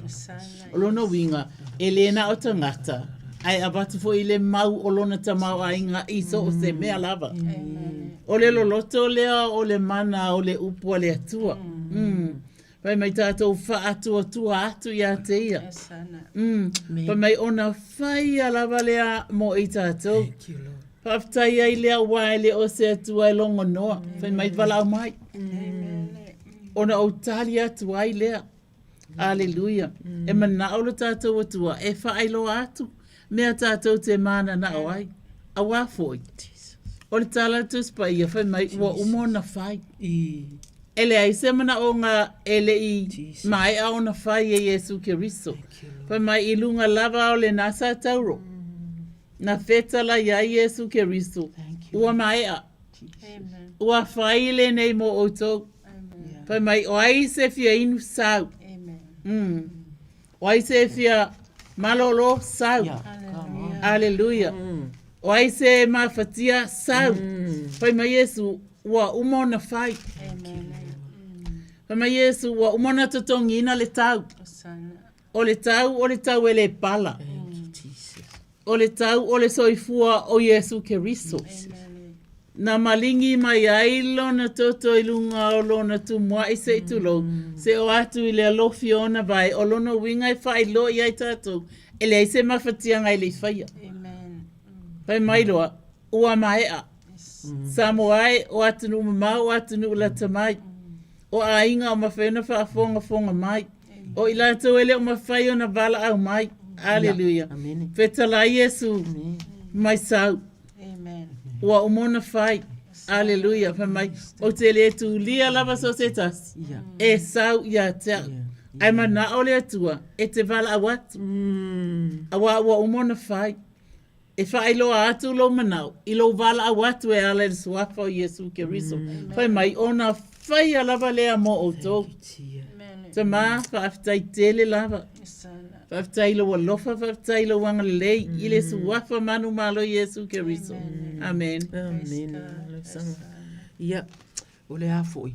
O le au te talo mo pepe fou umala. Amen. Ala te talo mo nai whai lele tu lo. Yes, Whai Father lele God. ma pepe fou umana whana nau. O lo i miro mo ia po anisi mea tu umai awane i umi ai. I o vau aura mātou ta mawhai mai awa fionga. E wha asanga o mātou matai maunga. E o mai ai lo fisosoani. O lo mātou fisosoani e mai a te oe. O oe na e whai le langi ma le lalulangi. E te le tu ina mai ia mapeva o mātou vai. O lau fio e te leo leo, e te le tu le moina. Wha au te o le leo leo ia Israel. E le tu le moe ia. E le moe lava. Iova aulo mātou ta mā, mātou te sii u mātou. Pepe fōu whāna nau mai i le vai aso ua tea, wha pēnā mā sina ua tea, ai mai se lava e olo i to tonu o le neonatal ward i miro moa le atuai. Ia tonu e wha pēnā fo i o kilani. Ta mā, mātou te ta talo a o fusu o lātou tino mani wha awhita auri o lo o iaile nei taimi ta mā pa i atu, pa i ane pa i ifo le atuai. Ia te i lātou, nai tino mua le atuai. Ia talia ina o lātou tino ni vai la aupo, ni whesoso ani o lo tu atu. E ta mai ta i fō mai, i le sua whauke riso. Wha mālosi i loto o mātua, wha mālosi i mātua o lo o tāpua i māsia si atu i ai. Wha whetai mo le au whai ngā luenga le atuai o ta mai ta i fō mai, i li i fō mai le atua. Awale wa ai o lātou, whaamanuia fo i le atuai. I tina, le maua le sewa susu le lei au wā pepe ma le whaataliina o i lātou. I know, i le suafa o ke risa tamā. O la mātou ta talo lea le atuai tu watu i la wafio. I le suafa o ke risa. Amen. I already saw that. Okay. No, yeah. Sauno mai wa maua atu? Ia, ka lofa. Alo la wala so i fua mau ia malangi mai a tō whatua. Amen. Thank you, Lord. Ia o fulu fo i leilunga le telefoni. Ia. O vile kua fo i e mo se ka kalo lava mo se ua fine o lo tongo pe li suka. Langa wha malo longa. O loto a. Ia, me se se o ma fise au ia sepi. Ia, me se se ma ko e ka le sia. Ia me se o mako a inga uma a inga o se o koa, ia me se o mau a inga, ia ma a ka uma e maasangi ro kangaka, ia kupinga aku ka kufongo kalo nea fiafi, pa mon mole ma le ava, man pa lalo. Aleluia. Li ele li o whafonga le atua ilo mana onga, o leo whaitawina se umai la whianga ia sala leia mātai o esful malvalu, whai upo esful malvalu. E moli o whai atu i ate o tau, o mea uma tau te fusufusia i le lalulangi, e fusufusia le langi, o mea uma fua tau te tala i le lalulangi, e te tala ina le langi, o te whai atu fua i ate o tau, a whai alo tonga tasi se to o lua o tau i le lalulangi, i se mea la te ole atuai, e whai alea mo i la ua i lauta maa o i le langi, a wā o le mea ua wha poto poto i ai le to o lua por to tolu i laungoa, e iai wha tasi ma i la tau vi ia le atua. Aleluia, fulu wa whaafafonga le atua i o manaonga, wa festa lai foi i o tau mai a tia, o tau umai tinga ina mafti a venga, o ia e malolo ai o tau ia tātou a muina lana amo, ma ia tātou wha o ia te ia, wa o ia leanga malu, ma le loto mau lalo, o la mau le tātou o malolonga mo tātou nganga, wai avengo fila na amo, o lana avenga fo i e mama ia, o ia fetalai, o a uneo le ala upu moni ma le ola, e le alua tu lava se tasi le tama, pe ale ui mai a tiau, ia le suafa Yesu Keriso, o meka oe alefa oe tama tu ina atu ai mana ongo fulu ilo na afafinge o lo o maua ele suka se rai suka ile suafa Yesu Keriso mātou te le mawhaia se mea ai mawhaia le atua e ai ese me whaingatai le atua festa lai le atua e tau nuu mea umalava o le atua na whaia i tātou ilona lava whatu sapaia aleluia tu ina atu foi a inga o lona to o lua a inga o le tama ia au whamanuanga le tino ai sili au whamanuanga whalenganga wa ia whetalai le Yeremia e lusu malaiva whaibusuma tasi o a unei wa uloa manatu o manatu ai a toto o manatu le manuia ai leo le malaia e le siwafa Yesu Keriso e wha malolo ai se o a whawhine wa ia whetalai ana fionga pa ia a whaito te o le mai se mei lo ingoa o te whaia lava i le siwafa Yesu. Amen. Amen. Amen. Tai folu. Tele lava mo le talo foi. La no kunia le tua ia fa fu no mai pele tua o to fonga mo to. Awala na upu ia me se foi le fatato fono talo ia manuia lava le to foi ia tu ia inga ne ia so foi Yesu. Amen. So ifua ia fa tai folu. So ifua. Hallelujah. Praise God. Yeah. Yeah, tu vai tu se tato tatando. Yeah. Mi ele stua. Yeah. Ile tato sabadinga lava. Olo ia ili ne yo langa. Amen. Praise God. Tala lava tu spa ia fe mai ia vivi ia tu ia te ia. Amen. Ona faia ina ile o ia. Ele vai tau nei le soifua e mana o mia le faia ina o i tatou mai whainga le fili ma le ti apolo. E tau mawhai e whaalawe lawe. E whaalawe lawe i whanau. E whaalawe lawe i ainga. E whaalawe lawe i usto. E whaalawe lawe i tuangane. Wana alpawale al mea le sa o te apolo na sa o talepe. Ai, whai mai Yesu o mai a. Praise God. Tātou te wala awai le mana. Tātou te whaongai na ile suwa whamanu malo Yesu Keriso. E tu tuli ese ina ai mea uma e whaalawe lawe le soifua i to tonu a inga. To tonu o whanau. Malola tau tupu ai. Ai le ngata foi lea. Ia o to tonu lava o a inga ina ia maua le whial whaninga. Ele ngata i a inga. Ai ia maua fo i le whial whaninga i to tonu e ka le sia. Awa e ia isi vai tau. Ia wale whialu whani ai ainga tu tonu e kalesia. Ai etu ina atu ila ua fiole atua ina ia matua e whaaleanga ina au penga umale fili. E tau mawhai e whaalawe lawe ile nofo le lei o lau whanau. A wafo i walili wana iloa wa lata lona taimi. Ai whaafitai Yesu Keriso. E nā te le tu ulafo ina lava i tātou. E nā te whaalata mai taimi o whaingata. I taimi o mawhatianga. Aleluia. Ai le ngata fo i lea. Oi, ele mati vai tutonu ani se o ainga. Oi, ai le oi. Le atua e mātou te. Tu ina iei fo i le nganga le poto la to te whaanga ina ilo uta mau ainga. Amen. Aleluia. Le suafa manu malo Yesu Keriso. Ai le ngata fo i lea. Ia ua mātou. He fo inisi o mātou whalongo ai. Ia ua oi le lafo tupe i Samoa. Aleluia. Ia ai talo atu le atua. Ina ia tau whai ai le poto male ata mai ia i latou uma. E loa wha soa ai le atua. Ina ia wha pēnā ona ola file mu New Zealand. Ola file mu fo i Samoa. Ia po nisi fo i atunu. Ola o maua mai ai ia wha manianga.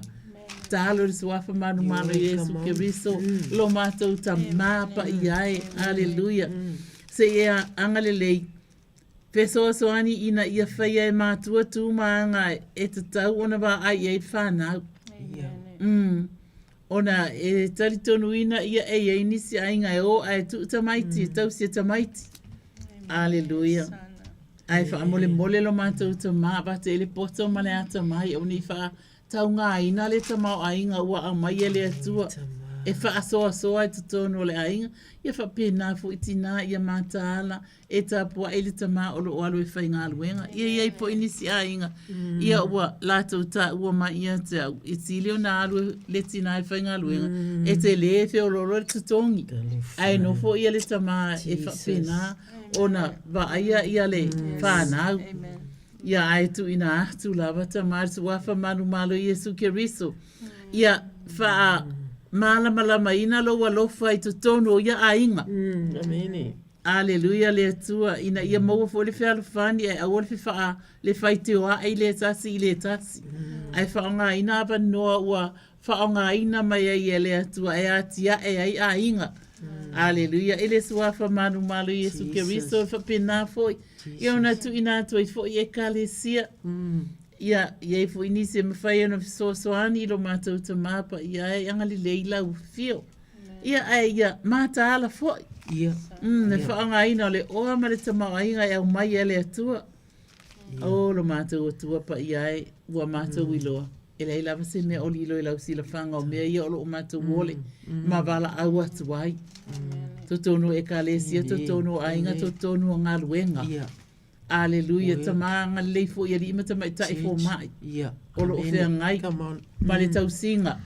O ngase to tonu o fale mai. Ma tau wa aia fo iwa to tele lava i lato ua lato talia Keriso Iesu e ave mari ima whaola. E fia mai. E talia mai pa amato atu.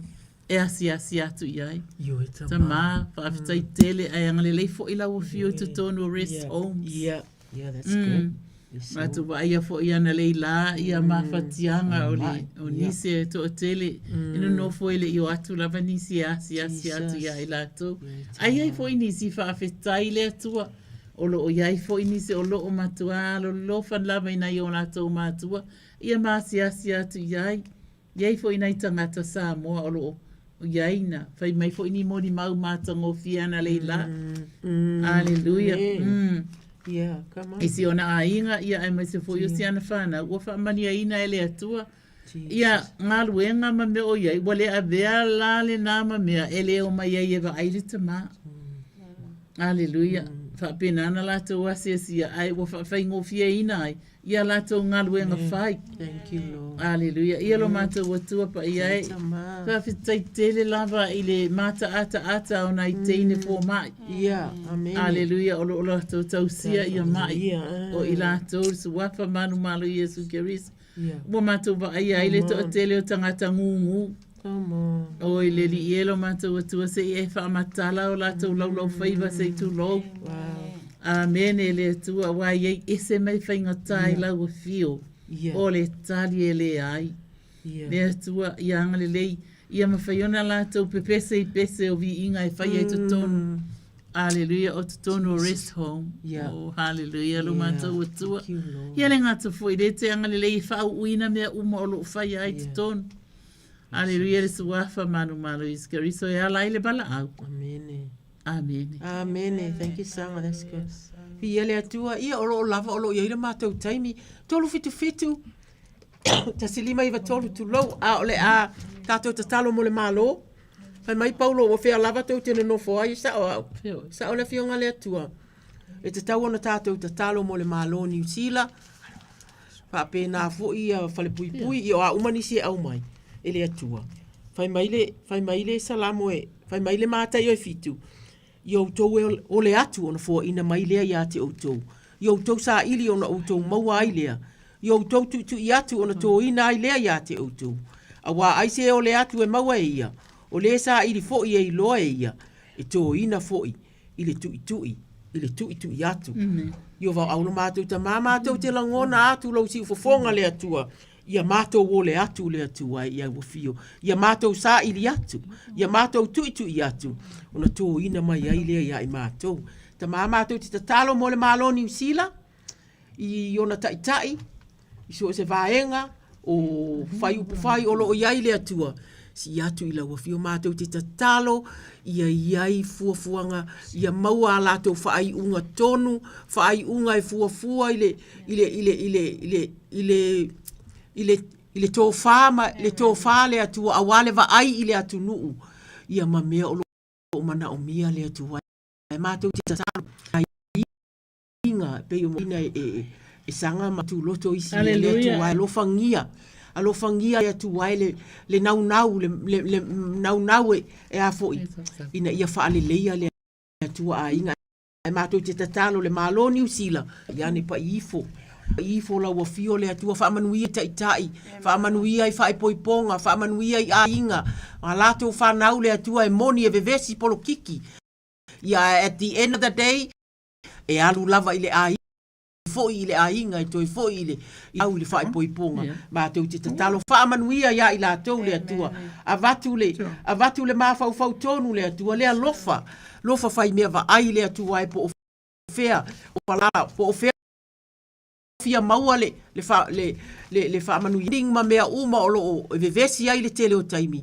Ma tau te tatalo ia tafe atu i mea o lo fia maua le atua a wale manuia ma le tamau a inga o le atu nuu manai a inga o lo fia maua mea no nofo ai o inga le atu wae pena. Ma tau i le atu wae mo la walu Amene. Aleluia. Ale pui ta lo fai wala kisimasi ta mama tina ia po fa nau fo ile atua fa fetai mo e o lato o lo ngalu e mai lato o leo o chaplains o e o va lato talo ia mo se tai o se aso fo ia ile sala mo le atua o mo na tu lile ai toi mafau toi fo ile a inga le tuai fa manu tuai moe uma tua o lo fia maua na talo mate talo tu mental health mafau o tangata le tuai e o lo ai vainga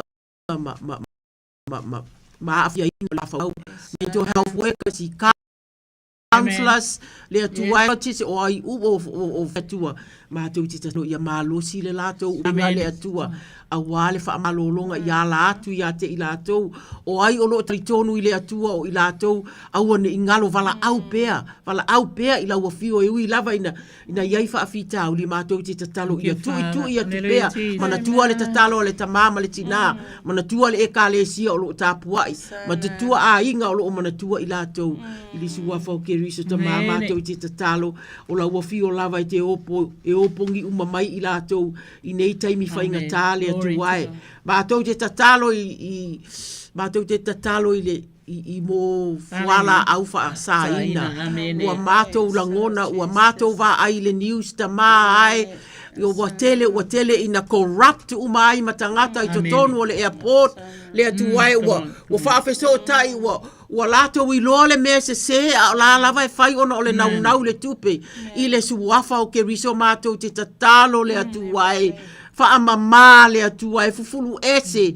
Ia whaailoa i leo ma lato ngā luenga le atua e.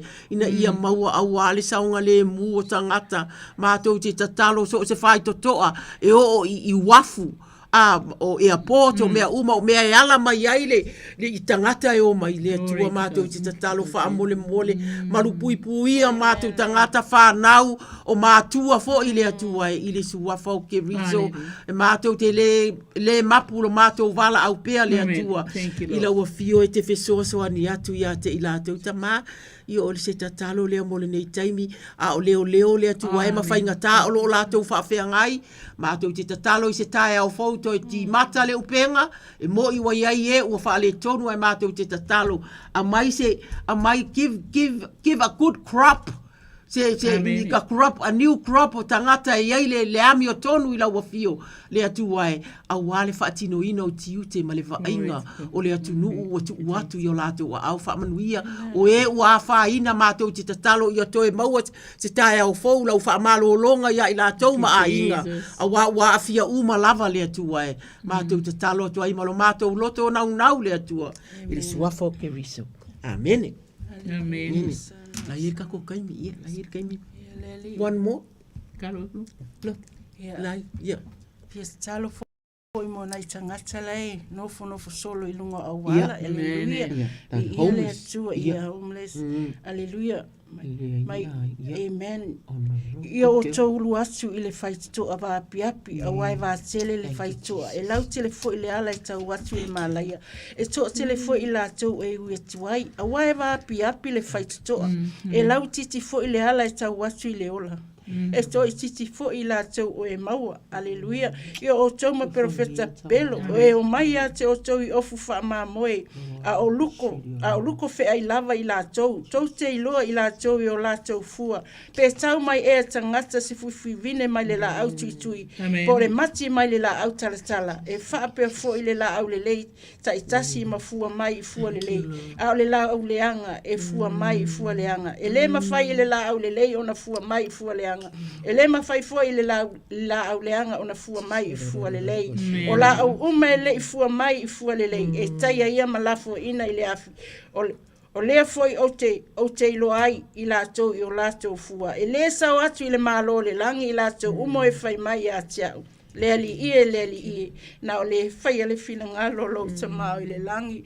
Aleluia lo mātou tamai o i le langi. Ia pa ia lava lo suafa. Ia o mai lo malo. Ia fai alo fina ngalo i le lalo langi e pei o na fai ale langi. Tamau lau upolo i aile mana. O mātou wha longo i lau a fionga. Aleluia. Ia mātou sa ili lo malo ma lau a mea tonu. O na e wha o popo ia ina aile ia mea uma ia te mātou. O wa o lo malo. Ele aini me ai poli me inu, a le ami o tonu file mu, ma le oli lo nganga pa ia, i le suafa Yesu. Amen, amen. Aleluia, amen. Ma lo loto. Lome, ma su loto. La fai, ole kalamuli. One more. Aleluia, tamar, suafa manu malo iskirse manatua, toile malo Samoa. Aleluia, ma le neiva i tau ore soifua. Le tua mātou te mana o mia lavalo mātou tutu whaatasi e tu ina atu whaatasi i lātou umalo i eitu tono le malo ina ia maua se whialo whaninga. E whai ma whaata ita inga le lei tu pulanga whai a ea Samoa le atua. E mātou te e tu ina atu risuafa manu malo iskeriso ia e alofangia le li i pale mea. O le malo na tau mawhai o mātou whaalongolongo atu le mātango fio o vi inga e pese mai e lunga. O le ala leo, suafa manu malo Yesu Keriso lo mātou tamapa iai, se i whasusulu a tili lo malamalama. Ele leile malamalama o ele atua. E malamalama ile loto le mafau le tino malenganga, se i wha malamalama ina le malo Samoa, e tu sa malo na whawae. E whawae ile atua Samoa, o se whawae mautu, o se whawae ola. I o ele atua ina i tutupua e tupulanga. Malato i loa ina, malato sava lia ai, awa le tua mātou te mana o mia lava whialo whaninga i totonu a inga, totonu o nuu, totonu e ka le sia o mātou whalongo, o lava i tonu i tu malo, wa iei wa ese, ai le tua e whaamune mo le o lo fina ngalo lea. O lo fina ngalo ia no fo whialo whani au tangata, o la whaatua atu ia te oe o fionga, ia fia lava ia te oe na e whaia lea o mea e mana na o ia e o lātou loto. O mātou loto fo ina, wawa e sila fia. Tofu i mātou ma a inga i Samoa. Ia mātou te tu ina atu i lau fio se e anga le lei. Wha mole lo mātou tamata mā. Te leni o mātou manao ia aua. Puma fo la mātou taimi. Ai tu ina atu lau wha malolonga mana ma lau wha unga whai pēa i lau ona ia sausi uwhanua le sua. Lau atali ilo na urufafo ma lau na urufale o lona ainga o lana tautalanga i lunga o ala leo. Ia i li wha unga mana lau whiowa manuia i lau atali ilo na ia i lunga o whe au manga luenga. I whafo ia matatono le nei ala leo. O la mātou wala au lea tamai ala i lau suafa Yesu. Amen. Amen. Samoa e ole na ua tau whafafonga wa umale ngā lue ngā le tangata o tātou o mai. Ilu ti ui o le pulkalame te uatu i le atua pule te tele o tātou mana.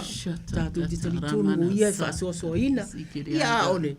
Ale taimi nei o Salome Micho moile nei. Ia tau whaia soi fua Samoa tarsanga se iuli pule te o atua. Masa iwa tu loto le au mispati. Soi fua ia Samoa. Mano. Kia.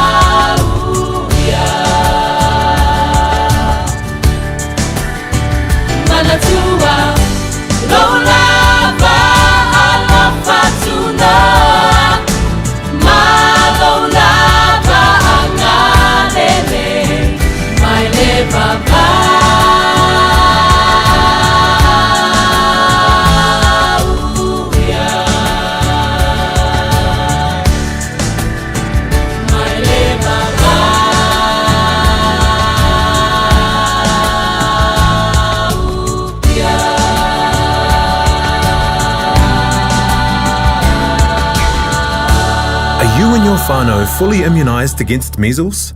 Measles is serious. It spreads fast and can cause severe illness. Your best protection is 2 doses of the measles vaccine. So, now's the time to check if you and your whānau have received both doses. If you haven't, it's not too late to catch up. Book your immunisation today. It's free for most people. Find out more at info.health.nz/measles. Sunga o whenga whakao e lo kawa le whau maunga Max Ila. Senga o ka amilo e o kilangi. Mo koe foi mai lawa i o Tara i le Tire World and Auto Limited. Lea e mau aiso skoi ngā meg ma pa ukawa. A ole me Pico City. E ngā le lua lima ka aladwa ia so le kokongi. Le Tire World and Auto Limited e te mauai ta wale ma pa utau ngofia ia New Zealand antoa. Mo fo i se ti mag wheels mo so se tu ai ngā ta wale ma le telo isi au unanga. Warren Fitness i le na ole se fulu ta la pia i wha i lo i eina e wha afafonga le Radio Samoa i nei wha abitua. Talia wins quotes, cue cards, maisi. Wala le Tire World and Auto Limited i le lua fitu tasi tolu o mo pa uta avale. Po le lua fitu wha tolu lua o mo le fale inisinia. A wā ua whānau mai mo i tātou le tama. Ua whoa ina mai mo i tātou le atari. Eiro na ua le maro. E ingoa fo i o ia o le sirisiri ese. O le whaipule. O le atua malosi. O le tamā o le whaavavau, o le alii o le while mu. Samoa e, ua lata mai le aso sui fua le mesia ia tātou oli ma fia iai. O le tauwanga already Samoa mo le neitausanga o le whaasoa le nganga modi o le Krisimasi. Whaasoa mai i au lava o pule a nganga o le Krisimasi, pe usu sau pese, pe whaifo i sau solo pule lava o e. Pu e mai sau video malafo mai i le radiosamoa.co.nz/Kirisimasi. E ma whaifo i on e vili mai i teimi whaatulanga ino porkalame teitasi. E maua i loa wanoa e te anga waa ai le sei. Whaasoa le nganga modi o le Krisimasi, ia tātou whaatawa ina le Krisimasi malona winga moni. O le mea lofa fitu whai, o le nganga moni leo na Kirisimasi. Pei ona whina ngalo lo whai le tua e fua e mailona tali e tuatasi mole lalo langi. Ina ia au mai ele whaora tanga mo i tātou uma. Talia lau video mai le asus fulu lima o te sema, whangate le asus e fulu maleiva o te sema. O le awhatau nuu le sei le asus e fulu maleiva o te sema le porkalame o le maanu o le tae ao. Ona nei tau vanga o Langolorina ele o Dentures. Telefoni lua fitu lua nua tolu. Tātou whasoa le nganga moni le Kirisimasi. Ia manuia le Kirisimasi mai le pūlenga ma la whaingaruenga a le Radio Samoa. Beta Drive Doctors i le taulanga whaatau i maangele, whaapea manrua.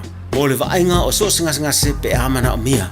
E whaatino e fo i matuipui pui o le whanau witi, o tuipui pui le COVID is flu river, mo i lātou is fuluan tausanga malunga atu. Whaapea matuipui pui o le flu. Wala au telefoni, 255-25 mo so wanoe whaatino ai nei au nanga. O fisa fo mai maangele i taftafane o le McDonald. A manrewa i taftafane o le Falitusi po le Public Library. Peter Drive Doctors Clinics. Tala whalawa o le siufufonga le nei o Samoa, le Radio Samoa. Are you and your whānau fully immunised against measles? Measles is serious. It spreads fast and can cause severe illness. Your best protection is 2 doses of the measles vaccine. So, now's the time to check if you and your whānau have received both doses. If you haven't, it's not too late to catch up. Book your immunisation today. It's free for most people. Find out more at info.health.nz/measles. O tele whawhita au li ua awhiai au kilani. Ona o le whisuia inga o le tau. O ngā luenga te tele o whila ua inga. O te talai ava noa mo le whaalele a atili o au kilani. Ua o le taime tala noa ma whaangai o i fufuanga. E mana o mia le pui o tangata ma alato mia tō tino. Ia whau whale i whanua tala whiangai. Ia taula lata i whale o loa. Whila ua inga lau tele, whaapea whale whainga luenga. Mo nisi whaamtalanga, tala i ana i le AK Have Your Say, Auckland's Future Housing Plan. O te tala nei avanoa, e whaali ailo finangalo. O loo au mai ale nei whi au tāua, a le Auckland Council. Tāmaki Turuki, All Together, Auckland. Tasilima i watolu amo. Radio Samoa. Radio Samoa. Taslima i watolu amo. Are you and your whānau fully immunised against measles? Measles is serious. It spreads fast and can cause severe illness. Your best protection is 2 doses of the measles vaccine. So, now's the time to check if you and your whānau have received both doses. If you haven't, it's not too late to catch up. Book your immunisation today. It's free for most people. Find out more at info.health.nz/measles.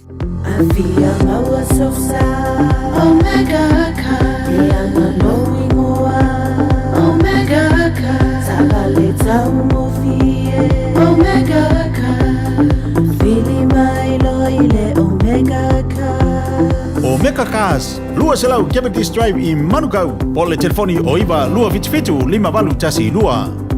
Susu mai Manukau ne Omega Cars. Umalole keisile Omega Cars. 24 hours a day, 7 days a week. Radio Samoa streaming live on www.radiosamoa.co.nz. Leo wa tulai mai le tātou taimi le wati le nefuvanga la fiafi ua se fulu ma le fitu minuti o na tālo leo le tula se fulu. Ea ma ua whamata fiatu le tautua nai tina. Peo na yele tātou por kalame o le tatalo mo oe. Ea ile neifo ia fiafi ma le lātou tautua. Ia peo na yeifo ile neiva yaso e maise o le nei aso whareile. Mi aile lofa malanga le leo le tua ile ola ma le malosi. Ia, whapena ona maua e nai tina e whaawawai pea le tātou porkalame ia ma le tautua e fsosoni etu e mo oe ala lea i le tatalo le whaamalo longa na porkalame pe ona masani o le whaafonga mai ai a fiafio aso whareile i le tātou no le tu le valu ia ma tātou si ma etu e lumo le tu e ala le i le tatalo ia wea o mea manino ma le mea mautinoa to tele niso i tātou o whapena o na mawhatia i ngā se ngase o le tino. Po le alavala le tu ai ngā mai o lo whapena o na whiangai ma oe. Ia o le tātou te talo le nāma le tātou si ngā mai le nai lumo le atua. Ina ia fsosoni atu, ma maue tātou lana whamalo longa. Ina ia whafoisia le ola ma le manosi. Ia ua maftanga ma ainga ai maisi ai o nai whanau. Whaftai le tinai a Salome Mitro Moe, le ngata foilea, o le tinai a talo sanga se yuli pulitiu a toa, pasta tuloto misipati ma le tātou porkalame, ia pei o na masani le tātou tautua. Masalo le aso whareilo le veaso a sau le antawulungai, ia le tātou porkalame le nā o le tatalo mo oe, ia mawhai foileo sina malo longo nai tina, ia le kirisimasi ma le tausanga fau, ia si ia se teimi o le tausanga fau o na toi taliulea ia ma toi foi mai le tātou porkalame ai o le tātou porkalame mulmuli o le aso whareile o le vai aso asau pe a tātou au lia le ola malmalosi ia pui ma anga leile tua i le toi taliu anto na itinai mao te malawa maua se malolonga mai se maua foi ia whaunga le vai aso e fia malmanuia ia e foi matu maua le vi inga i le atua male tātou porkalame se fulu 5 minute le tona tāleo le se fulu ia toi pau foi nao por le tātou taimi mo le tātou porkalame whawhiwhia atu DNA Christmas whawhiwhianga ia po alo se uso ia water la ulu peo na iei whawhiwhianga Christmasi o le nei foi ia whiawhi.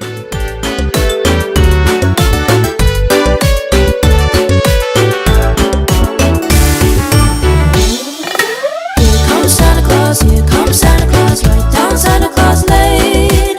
Mixing up and singing all his reindeers, pulling all the reins. As I'm ringing, children singing, all is merry and bright. So hang your stockings, say your prayers, Santa Claus comes tonight.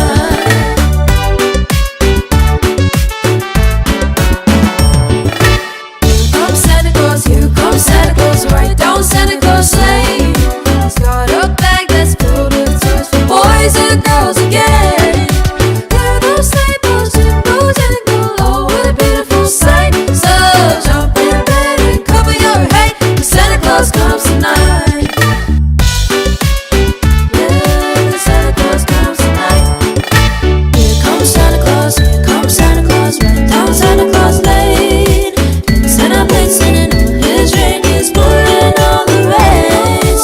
Santa Claus knows where all those children, that makes everything right. So fill your hearts with Christmas cheer, 'cause Santa Claus comes tonight. Here comes Santa Claus, right down Santa Claus Lane. Santa blitzing and all his reindeers pulling all the reins.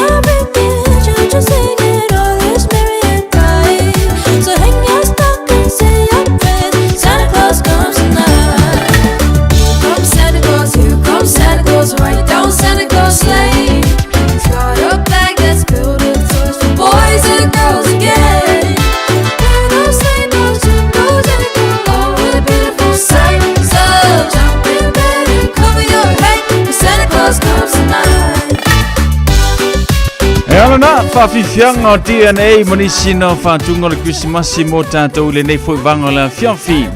Ina wato se fulbaritasi minuta le tutoa na tālo leo le tulas fulu ia pau fo inao minuta le tāpol kalame o na whamatafi fo ilo le tātou tautua o le nei whaiwanga o le whiawhi. Ia tātou tue whelua i le asonga fua i le lofa maranga le leo le tua. Ai le tua le no fua e whapenao na whaatalofa ma whamoni atu nei poia Christina Tanuvasa. Ia le ngata fo i leo le totelo nei e tātou paanga pion whaatasi mai. Vau tua whafo ma lorso i fua manuia Amelia Mikaele. Ropeta Pele Masina ia le ngata fo i leo vau liko iese tu solo. Ia whaatai le whaatasi mai le tātou porklame i le nei fo i vanga le fiafi manuia tele malo longo le nei po manuia fo i fufuanga le whaunga le nei vaiaso. A mesir sa ninga no tu le asa. Sau si whanua se seu wha soi fuia. E puni lo fa tu pele E fe lo alofa Vai totonu olo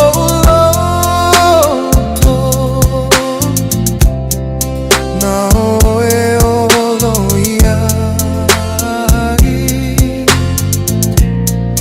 No, tu si se la pepa Fesilia so alofa Peole Manuele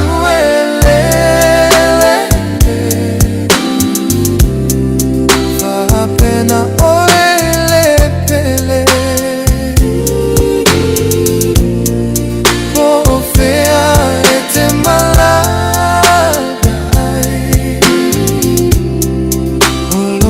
Fa o te tiuai E o le yuga o le lalo naki Ta te tumau fatasi Moni lava o te lo faya te oe Moni lava o te